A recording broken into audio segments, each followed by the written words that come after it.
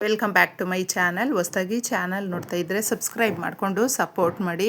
ಸಚ್ಚಿದಾನಂದ ಸಾಯಿನಾಥ್ಗೆ ನಮಸ್ಕಾರ ಮಾಡುತ್ತಾ ಸಾಯಿನಾಥರ ಅನುಗ್ರಹ ಎಲ್ಲರ ಮೇಲೂ ಇರಲಿ ಅಂತ ವಿಡಿಯೋ ಪ್ರಾರಂಭ ಮಾಡ್ತಾ ಇದ್ದೀನಿ. ಸ್ನೇಹಿತರೆ, ಭಾನುವಾರ ತಪ್ಪದೆ ನೀವೆಲ್ಲರೂ ಕೂಡ ಎಲ್ರಿಗೂ ಒಂದು ವಿಶೇಷವಾದ ದಿನ ಅಂತ ಹೇಳಬಹುದು. ಯಾಕಂದರೆ ರವಿವಾರ ಅಂತ ಹೇಳಿದ್ರೆ ಎಷ್ಟೋ ಜನಕ್ಕೆ ಒಂದು ರೆಸ್ಟ್ ತಗೊಳ್ಳುವಂಥದ್ದು. ವಾರದಲ್ಲಿ ಒಂದು ದಿನ ನಾವು ವಿರಾಮ ತೆಗೆದುಕೊಂಡು ಆರಾಮಾಗಿ ಇರಬೇಕು ಅಂತ ಬಯಸ್ತಾ ಇರ್ತಾರೆ. ಅದು ನಿಜ. ಅದರಲ್ಲೂ ನಾವು ಮುಖ್ಯವಾಗಿ ಆರೋಗ್ಯದ ಸಮಸ್ಯೆಗಳು ನಮಗೆ ಎಷ್ಟೇ ಹುಡುಕ್ತಾ ಇದ್ದರೂ ಕೆಲಸಗಳು ಸಿಗ್ತಾ ಇರೋದಿಲ್ಲ. ಜೀವನದಲ್ಲಿ ತುಂಬ ತೊಂದರೆಗಳನ್ನು ಎದುರಿಸ್ತಾ ಇದ್ದೀವಿ. ಎಷ್ಟೇ ದುಡ್ಡು ಕಾಸಿಗೆ ಪ್ರಯತ್ನ ಪಟ್ಟರೂ ನಮ್ಮ ಕೈಗೆ ಒಂದೇ ಒಂದು ರೂಪಾಯಿ ಕೂಡ ಸಿಗೋದಿಲ್ಲ. ಏನಪ್ಪ ಇಷ್ಟೊಂದು ದರಿದ್ರ ಬಂದಿದೆ ಅಂತ ಬೈಕೊಳ್ತೀವಿ ನೋಡಿ. ಅವರುಗಳು ಮುಖ್ಯವಾಗಿ ಶತ್ರುಗಳು ತುಂಬ ಇರ್ತಾರೆ.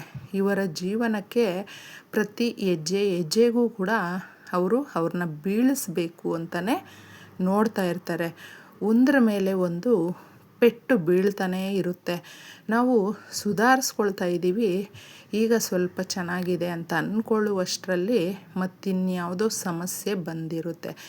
ಈ ರೀತಿ ನಿಮ್ಮ ಮನಸ್ಸಿಗೆ ಅನ್ನಿಸ್ತಾ ಇದ್ದರೆ ಹಾಗೂ ನಿಮ್ಮ ಮನೆಯಲ್ಲೇ ಈ ರೀತಿಯ ನೆಗೆಟಿವ್ ವಾತಾವರಣ ತುಂಬಿಕೊಂಡಿದ್ದರೆ ಮನಸ್ಸಿಗೆ ಪದೇ ಪದೇ ಸೂಚನೆ ಕೊಡುತ್ತೆ. ಸ್ನೇಹಿತರೆ, ಏನೋ ಕೆಟ್ಟದ್ದು ನಡೀತಾ ಇದೆ, ನಡೆಯುತ್ತೆ, ಯಾಕೆ ಈ ರೀತಿ ಹಣಕಾಸಿನಿಂದ ಹಿಡಿದು ಕೆಲಸ, ಬಿಸ್ನೆಸ್, ಮಕ್ಕಳು, ಸಂಸಾರ, ಗಂಡ ಹೆಂಡತಿ, ಪ್ರತಿಯೊಂದು ಸಂಬಂಧ, ಪ್ರತಿಯೊಂದು ಕೆಲಸ, ಇದರಲ್ಲಿ ಎಲ್ಲವೂ ಕೂಡ ಮುಖ್ಯನೇ ಮನುಷ್ಯ ಅಂದ ಮೇಲೆ.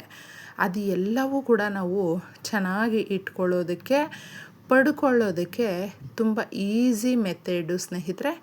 ನಾವು ಸೂರ್ಯ ದೇವನಿಗೆ ತಾಮ್ರದ ಚೊಂಬಲ್ಲಿ ಅರ್ಘ್ಯ ಬಿಡಬೇಕು. ನೀರನ್ನು ತುಂಬಿಸ್ಕೊಂಡು ಒಬ್ಬೊಬ್ಬರಿಗೆ ಒಂದೊಂದು ಸಮಸ್ಯೆ ಇರುತ್ತೆ. ಸೂರ್ಯ ಗ್ರಹ ಗಟ್ಟಿ ಇರಬೇಕು ಮನುಷ್ಯನಿಗೆ, ಆಗ ಆತ್ಮಸ್ಥೈರ್ಯ ಅನ್ನೋದು ಚೆನ್ನಾಗಿ ಬರುತ್ತೆ. ಅದಕ್ಕೆ ಸ್ವಲ್ಪ ಬೆಲ್ಲದ ತುಂಡನ್ನು ಹಾಕಿ ನೀವು ಚಂದನ ಹಾಕ್ಕೊಳ್ಳಿ, ಬೇ ಲೀಫನ್ನು ಹಾಕಿ ಈ ರೀತಿ ಹಾಕಿ ಸೂರ್ಯದೇವನಿಗೆ ಓಂ ಭಾಸ್ಕರಾಯ ನಮಃ, ಓಂ ಸೂರ್ಯದೇವಾಯ ನಮಃ ಈ ರೀತಿ ಮಂತ್ರವನ್ನು ಹೇಳಿಕೊಂಡು 108 ಬಾರಿ ಹೇಳಿ ಅರ್ಘ್ಯವನ್ನು ಬಿಡ್ತಾ ಬನ್ನಿ. ಮಕ್ಕಳ ಕೈಯಲ್ಲೂ ಕೂಡ ಮಾಡಿಸಿ ಸೂರ್ಯ ನಮಸ್ಕಾರ ಮಾಡಿಸಿ. ಪ್ರಕೃತಿಯಲ್ಲಿ ಎಷ್ಟೋ ಶಕ್ತಿ ಅನ್ನೋದಿದೆ, ಅದು ಎಲ್ಲವೂ ಕೂಡ ನಮಗೆ ಒಂದು ವರವಾಗಿ ಸಿಗುತ್ತೆ ಸ್ನೇಹಿತರೆ. ಇದನ್ನು ಮಾಡಿಕೊಂಡು ತದನಂತರ ಈಗ ತಿಳಿಸುವಂಥ ಲೋಹದ ಪರಿಹಾರ ಶಾಸ್ತ್ರಗಳಲ್ಲೇ ಪ್ರತಿ ಬಾರಿ ಯಾವಾಗಲೂ ಅಷ್ಟೇ ನಮಗೆ ಚಲಾವಣೆಯಲ್ಲಿ ಇರುವಂಥದ್ದು ಅಂದರೆ 1 ರೂಪಾಯಿ ಕಾಯಿನು. ಇದನ್ನು ನಾವು ತಗೊಳ್ಬೇಕು. ಇದು ಪರಿಪೂರ್ಣತೆಯ ಸಂಕೇತ. ನಾವು ಏನೇ ಮಾಡಿದ್ರೂ ಅದರಲ್ಲಿ ಎಷ್ಟು ಲಕ್ಷಗಳು, ಕೋಟಿಗಳು, ಸಾವಿರಗಳು ಎಷ್ಟೇ ಇರಲಿ, ಅದರಲ್ಲಿ 1 ರೂಪಾಯಿಯನ್ನು ನಾವು ಇಟ್ಟಾಗ ಅದರ ತೂಕ ಜಾಸ್ತಿ, ಅಂದರೆ ಅದರ ಬೆಲೆ ಜಾಸ್ತಿ. ಇದನ್ನು ಲೋಹದ ಪರಿಹಾರ ಅಂತ ಹೇಳ್ತೀವಿ. ಲಕ್ಷ್ಮೀದೇವಿ ನಾವು ಒಲಿಸ್ಕೊಳ್ಬೇಕು ಆ ತಾಯಿಯನ್ನು ಅಂತ ಹೇಳಿದ್ರೆ ನಮಗೆ ನಂಬಿಕೆ ಮುಖ್ಯವಾಗಿ ಇರಬೇಕು ಸ್ನೇಹಿತರೆ. ಆ ನಂಬಿಕೆ, ಶ್ರದ್ಧಾ, ಭಕ್ತಿ ಅನ್ನೋದಿದ್ದರೆ ತಪ್ಪದೆ ಈ ಪರಿಹಾರ ಮಾಡಿಕೊಂಡಿರುವಂಥ ಯಾರೇ ಆಗಿರಬಹುದು ಅವರಿಗೆ ಆ ತಾಯಿ ಒಲ್ದು ಬರ್ತಾಳೆ. ಒಂದು ಗಾಜಿನ ಲೋಟವನ್ನು ತಗೊಳ್ಳಿ. ನೀವು ಏನೇ ಮಾಡಿಕೊಂಡಿದ್ರೂ ಭಾನುವಾರ ತಪ್ಪದೆ ಕೈ ಕಾಲು ಮುಖ ತೊಳ್ಕೊಂಡಾದರೂ ಈ ಪರಿಹಾರವನ್ನು ಮಾಡಿ ಇಟ್ಕೊಳ್ಳಿ. ನೋಡಿ, ಒಂದೊಂದು ವಾರಕ್ಕೂ ಎಷ್ಟೊಂದು ಬದಲಾವಣೆ, ಚೇತರಿಕೆ ಆಗುತ್ತೆ ಅನ್ನುವಂಥದ್ದು ನೀವೇ ನೋಡಬಹುದು. ಗಾಜಿನ ಲೋಟದಲ್ಲಿ ನೀರನ್ನು ತಗೊಂಡು ಶುದ್ಧವಾಗಿರುವಂಥ ನೀರನ್ನು ತುಂಬಿಸ್ಕೊಂಡಿದ್ದೆ ಅದಕ್ಕೆ ಒಂದೇ 1 ರೂಪಾಯಿ ಕಾಯಿನನ್ನು ತೊಳೆದು ತಗೊಳ್ಬೇಕು. ಅರಿಶಿಣದ ನೀರಲ್ಲಿ ತೊಳಿರಿ, ಆಗ ಅದು ಶುದ್ಧಿಯಾಗುತ್ತೆ.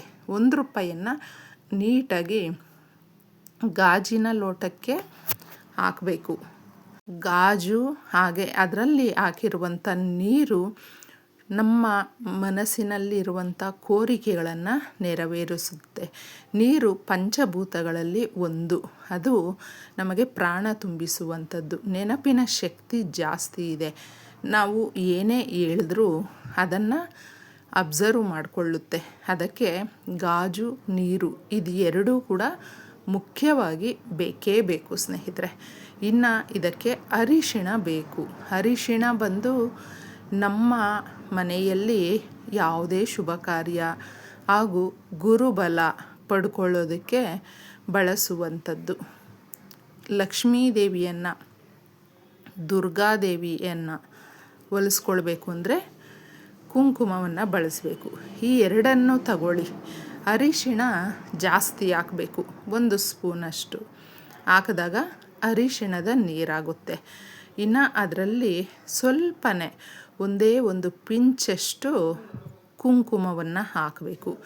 ಇದು ಎರಡೂ ಬೆರೆಸಿದಾಗ ಹಾಗೂ ಅದರಲ್ಲಿ ₹1 ಹಾಕಿದಾಗ ತುಂಬ ಶಕ್ತಿ ಬರುತ್ತೆ. ಅದಕ್ಕೆ ಇದನ್ನು ನೀವು ನೀಟಾಗಿ ನಿಮ್ಮ ಕೈಯಲ್ಲಿ ಇಟ್ಕೊಂಡು ನಾವು ಮನಸ್ಸಿನಲ್ಲಿ ಇರುವಂಥ ಕೋರಿಕೆ, ಸಮಸ್ಯೆ ಏನೇ ಇರಬಹುದು ಅದನ್ನು ಹೇಳಿಕೊಳ್ಬೇಕು. ಈ ರೀತಿ ಹಣಕಾಸಿನ ಸಮಸ್ಯೆಗಳಿದೆ ಅಥವಾ ಬಿಸ್ನೆಸ್ ಚೆನ್ನಾಗಾಗಬೇಕು, ಬಿಸ್ನೆಸ್ ಯಾಕೋ ಏರುಪೇರಾಗ್ತಾಯಿದೆ, ಸರಿಯಾಗಿ ನಾವು ಹೆಸರು ಗಳಿಸ್ಕೊಳ್ಳೋದಕ್ಕಾಗ್ತಾಯಿಲ್ಲ, ಏನನ್ನು ಕೂಡ ಸಾಧಿಸೋದಕ್ಕೂ ಆಗ್ತಾಯಿಲ್ಲ, ಏನಾಗ್ತಾಯಿದೆ ಗೊತ್ತಿಲ್ಲ. ನಮ್ಮ ಮನೆಯಲ್ಲಿ ಒಬ್ಬರು ಒಂದು ಮಾತನ್ನು ಕೇಳೋದಿಲ್ಲ. ನಾವು ಒಂದು ಹೇಳಿದ್ರೆ ಮನೆಯವರು ಇನ್ನೊಂದು ಯೋಚನೆ ಮಾಡ್ತಾರೆ. ಒಗ್ಗಟ್ಟಾಗಿ ಇರೋದಿಲ್ಲ. ಒಂದು ಮನೆಯಲ್ಲಿ ಇರುವಂಥ ಸದಸ್ಯರು ಒಗ್ಗಟ್ಟಾಗಿ ಇದ್ದಾಗ ಯಾವುದೇ ಕಷ್ಟ ಬಂದರೂ ಕೂಡ ಅದನ್ನು ನಿವಾರಣೆ ಮಾಡುವಂಥ ಶಕ್ತಿ ಇರುತ್ತೆ.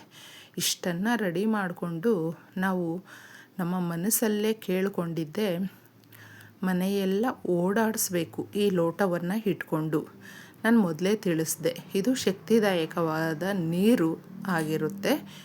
ಕೇಳಿಕೊಂಡು ನಾವು ಅದಕ್ಕೆ ಸಮಸ್ಯೆಗಳನ್ನು ಹೇಳಿರ್ತೀವಿ. ನಮ್ಮ ಮನೆಯಲ್ಲಿ ಇರುವಂಥ ಎಲ್ಲ ಸಮಸ್ಯೆಗಳನ್ನು ಹೇಳಿಕೊಂಡಾಗ ನಕಾರಾತ್ಮಕ ಶಕ್ತಿಗಳನ್ನು ಅಬ್ಸರ್ವ್ ಮಾಡಿಟ್ಕೊಳ್ಳುತ್ತೆ ಸ್ನೇಹಿತರೆ. ಈ ರೀತಿ ಒಂದು ಮೂಲೆಯಲ್ಲಿ ನೀವು ಇಡಬೇಕು. ಅಂದರೆ ಮನೆಯೆಲ್ಲ ಓಡಾಡಿಸಿ ನೀಟಾಗಿ ಒಂದು ಮೂಲೆಯಲ್ಲಿ ಇಟ್ಟು ತದನಂತರ ಅದು ರಾತ್ರಿ ಪೂರ್ತಿ ಅದರ ಕೆಲಸವನ್ನು ಮಾಡೋದಕ್ಕೆ ಸ್ಟಾರ್ಟ್ ಮಾಡುತ್ತೆ. ಮಾರನೆಯ ದಿನ ಅದನ್ನು ತಗೊಂಡೋಗಿ ತುಳಸಿ ಗಿಡ ಒಂದನ್ನು ಬಿಟ್ಟು ನೀವು ಇನ್ಯಾವುದಾದ್ರೂ ಗಿಡ ಮರಗಳಿರುತ್ತಲ್ವ ಆ ಜಾಗದಲ್ಲಿ ಹಾಕಬೇಡಿ. ಆ ₹1 ಮಾತ್ರ ನೀವು ನಿಮ್ಮ ಸಮಸ್ಯೆಗಳನ್ನು ಹೇಳ್ಕೊಂಡಿರ್ತೀರ, ಯಾರಿಗಾದರೂ ದಾನ ಮಾಡಿಬಿಡಿ. ಆಗುವಂಥ ಲಾಭವನ್ನು ನೀವೇ ನೋಡಬಹುದು.